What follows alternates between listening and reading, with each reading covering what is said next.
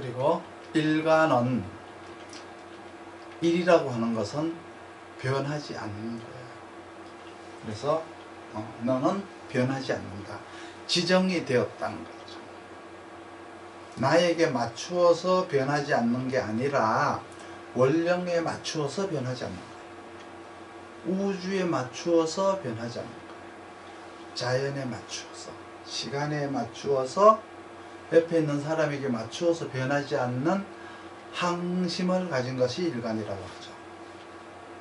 그래서 자기에게 맞춘 것이 아니라 환경에게 맞춘 것이죠. 옷을 짓는데 몸에 맞추어서 옷을 만들지 옷에 맞추어서 몸이 변하는 건 아니죠. 내가 돈을 버는 거는 내 몸을 잘 사용하려고 노후 대책도 세우는 것이고 아이들을 남기려고 하는 것이지 자기에게 맞추려고 하는 건 아니에요. 나에게 맞춘다는 것은 내 정신에 맞춘다는 것인데 나에게 맞추는 학문은 명리학에서 찾을 수가 없어요.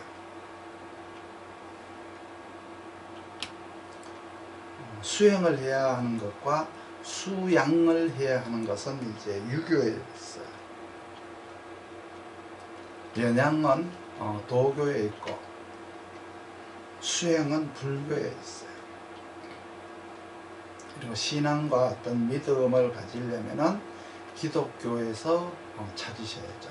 뭔가 편리하고 아름답게 만들자라고 하는 것은 과학 문명에 들어있어요. 명리학은 그런 것을 하는 게 아니죠. 환경에 맞는 능력을 개발해 나가는 주체자가 되는 거예요. 그래서 이 환경에 맞게 능력을 개발해 나가고 적응해 나가는 주체자가 일간이라는 거예요. 그래서 나에게 맞는 능력을 만드는 것은 명리학이 존재하지 않는다. 이렇게 보시면 돼요. 나중에 이제 인성으로 능력을 맞게, 그리고 비겁에 맞게, 식상으로 맞게, 근으로 맞게, 근 중에서 방합의 근에 맞게, 삼합으로 근에 맞게 이런 걸 하게 돼요. 그거는 환경에 맞게 한 것이 아니라고 말할 수는 있는데 가령 해월의 간목이면 금수가 많아서 간목이 종자로 얼어붙어서 응결이 되어야 되는데 만약에 병화가 천간에 떠서 간목을 녹여서 싹이 나게 한다면 그건 환경에 맞게 한 게 아니잖아요. 그건 자기한테 맞게 한 거죠. 만약에 내가 절이나 교회를 가는데 옷을 날라리 팔촌처럼 주렁주렁 걸치거나 미니스커트를 탁 입고 화려한 모습으로 자기가 절이나 교회에 갔다. 그거는 자기한테 맞게 구성을 하고 간 것일지는 모르지만 그 자리에 그 환경에 맞게 구성한 건 아니죠. 이러한 것들이 이제 잘못된 인생, 틀어진 인생을 보는 거는 거예요. 그러니까 자기가 주장한다는 거예요. 자기가 모든 환경의 주인인 것처럼 자기 주장과 어떤 비교를 보게 되는데 나중에 일간이 원령에 맞게 했나 자기에게 맞게 했나를 구분해야 돼요. 그러면 정인으로 왕한지 편인으로 왕한지 식신으로 왕한지 상관으로 왕한지 보는 것을 이제 그 생한 것을 생하는 것인데 그게 아니면 이제 근인데 삼합의 근을 했나 방합의 근을 했나 근이 무엇으로 했느냐에 따라서 자기에게 맞게 구성하는 것과 환경에 맞게 구성하는 것이 다르게 나타나요. 근데 만약에 자기에게는 맞게 구성을 했는데 환경에 맞지 않거나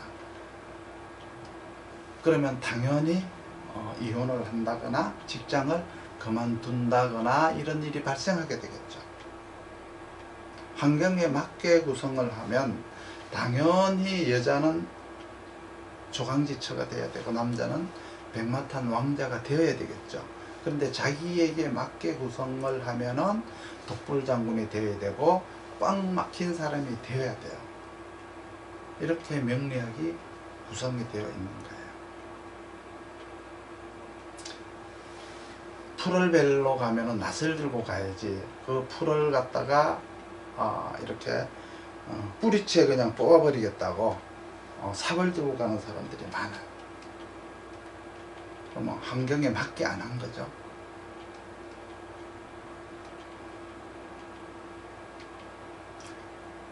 결혼을 하는데 밥을 시키려고 결혼하는 남자들이 많아요. 이 말은 돈을 벌어오게 하려고 결혼을 하는 거예요. 옛날에는 결혼할 때 교양이나 이런 것들을 중요하게 생각했는데 지금은 그런 건 없어졌어요. 직업이 뭔가요? 제1혼수가 직업이에요.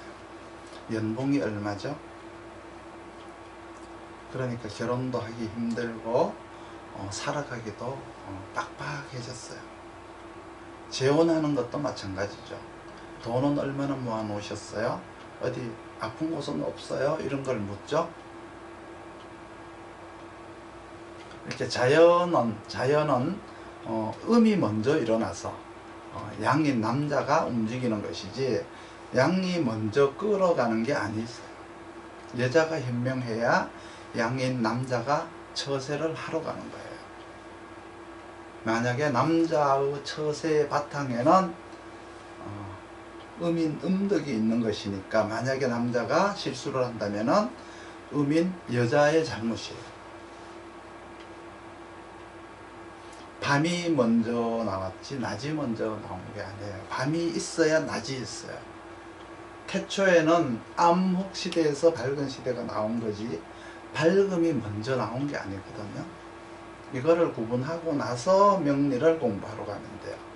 나중에 다시 설명을 하겠지만 이것을 잊어먹고 가면은 안 돼요.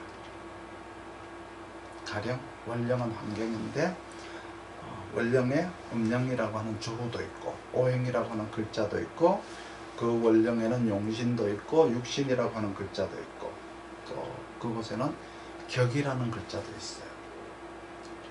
그 글자를 그대로 해석하는 건데 가령 자월에 계수로 태어났다면 조후로 따지면 한이죠. 춥죠. 근데 오행으로 태어났다면 자월을 계수라고 해요. 수라고 그러면 안 되고 계수라고 해야 돼요. 그러면 용신은 임수일 수도 있고 계수일 수도 있어요.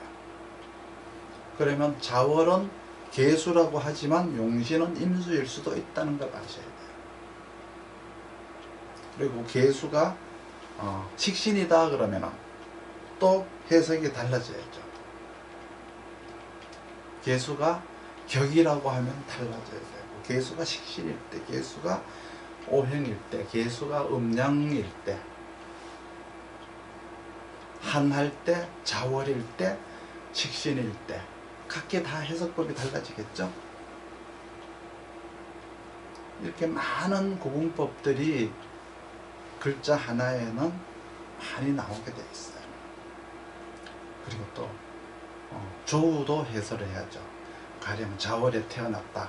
그러면 내가 태어난 그때가 무엇인지를 알아야죠. 너는 저 자월이라고 하는 추운 계절에 뭐를 인식했는가?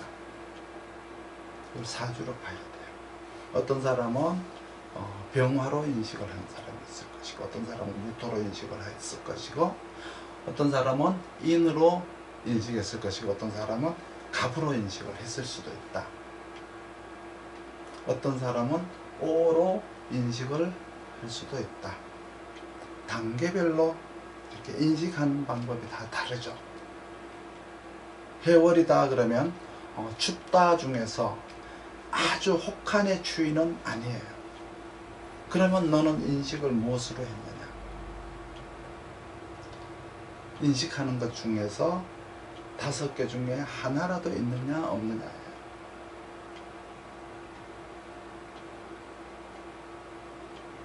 나는 먹을 것으로 인식을 했다.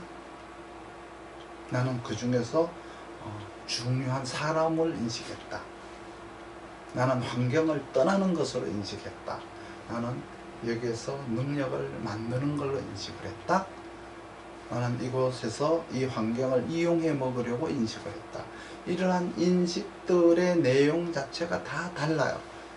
그런데 왜 이러한 중요한 내용들은 빼놓고 그냥 지나가 버리죠? 그냥 지나가고 나서 20년 동안 공부했다고 하는 것을 보면은 그 사람들의 실력은 유치원 자체도 안 다녀온 거예요. 이러한 것들을 다 인식할 수는 없지만 2분 안에 상담을 맞추려면은 그런 것들이 머릿속에 숙달되어 들어가 있어야 돼요. 자월이면은 그냥 자동으로 이런 것들이 쓱 들어가 있어야 되는데 이런 것들을 하나하나 따지고 앉아 있으면 2시간에도 상담을 끝내지 못하죠. 그런 것들을 생각을 해야 돼요. 그리고 오행이라고 하는 것은 용신과 희귀신을 공부해야 되는데 가령 진월의 을목 분야에 태어났다.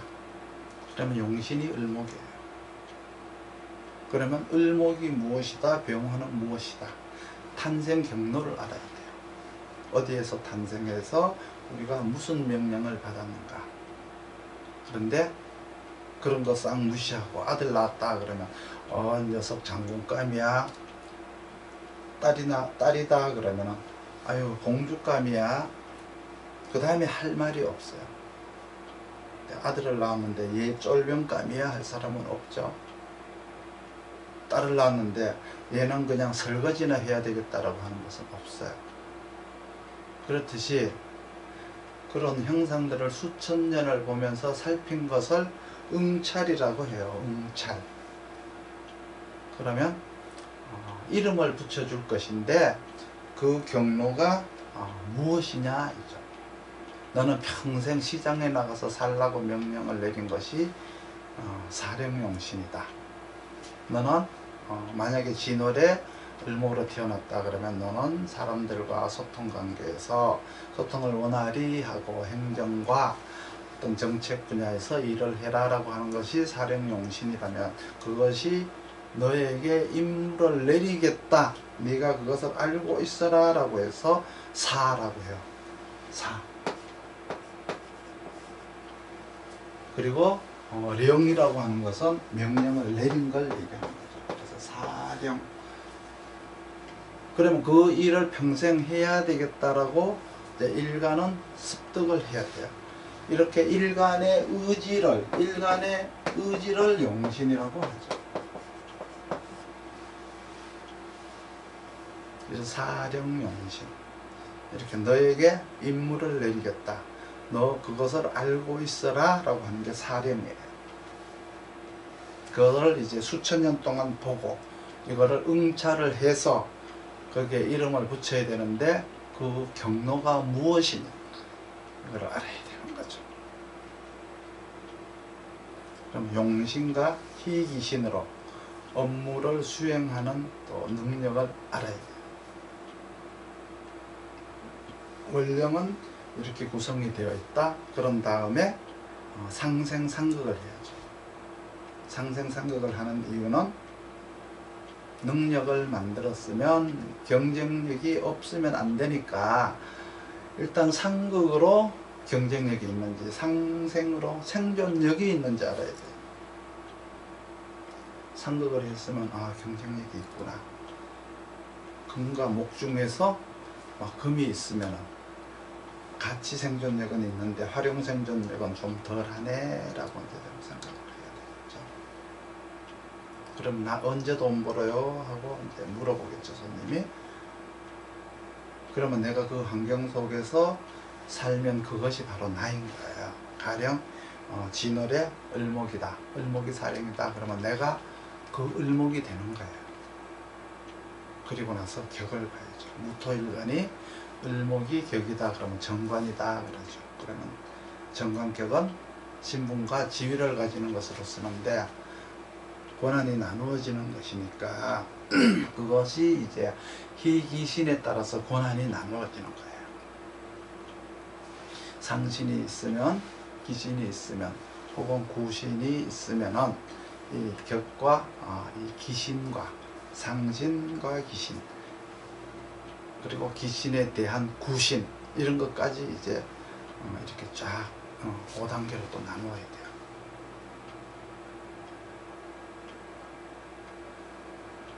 그리고 이제 생화극제가 있죠. 그럼 그 생화극제라고 하는 것은 경쟁력을 보는 거라 그랬잖아요. 그러면 정관에 대한 경쟁력을 봐야 되겠죠.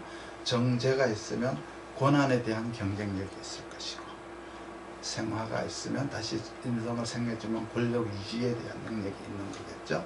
이런 것들을 이제 또 5단계로 나누어서 해야 돼요. 원령의 5단계 학습 방법을 이제 공부를 해야 되는데, 이걸 20년 동안 알고자 했는데 가르쳐 주는 사람이 아무도 없었으면, 원령을 이렇게 하는 것이다, 이렇게 보는 것이다 가르쳐 주니까 더 이상 알 필요가 없게 되겠죠.